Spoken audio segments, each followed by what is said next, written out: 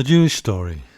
This week's story from the Holocaust is taken from the book A Delayed Life, the powerful memoir of the librarian of Auschwitz, written by Dita Kraus.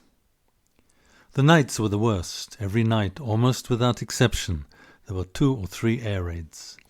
The first wave of the British Allied bombers would come after midnight. An hour or 2 later there was a second wave, sometimes before dawn even a third one. The impact of the many bombs made the earth tremble.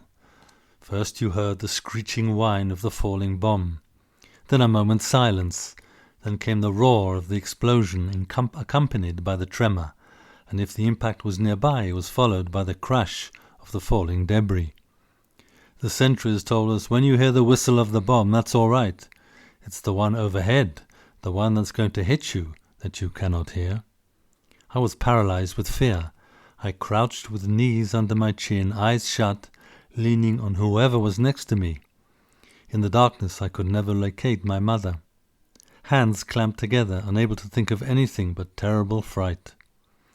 Others around me conversed, counted the bombs, commented how near or far each of them fell, and even guessed by the thud if it was a 50-kilo or a 100-kilo bomb. I was terrified. Every night for an hour or 2 I huddled there, while rats were scurrying between or over my feet. When the all clear was sounded, we climbed wearily back into our bunks, hoping to continue our sleep. Most nights, however, there was a second raid, and then it was morning, and we were hunted out to work. When the command was given to form rows of 5 abreast, it was important to stand next to your mother, or sister, or friend, because as they counted us, 5, 10, 15, the sentries separated us into teams.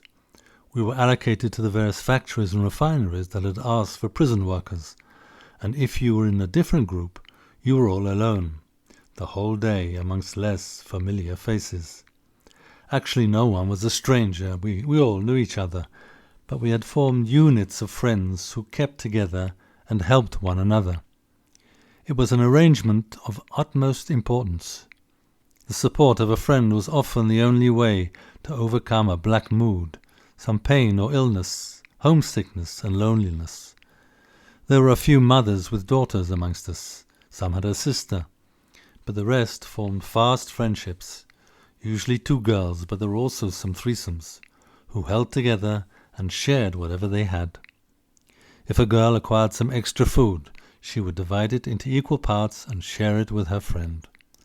This may sound a little too noble, but it really was so, and I believe it was necessity that caused such behavior. You needed someone to listen to, someone to whom you could talk about your home and family, about your fears and anxieties. We came to know our friend's innermost world, the intimate details of her past, all her secrets. We were totally exposed to each other. It helped you to overcome your own depression when you had the responsibility to boost her morale. In winter we lay close together under both our blankets for warmth, and when one turned over in her sleep, the other had to follow and wedge her knees again into the proper shape in order not to leave opening for the cold air to come between us. Please pass on this story.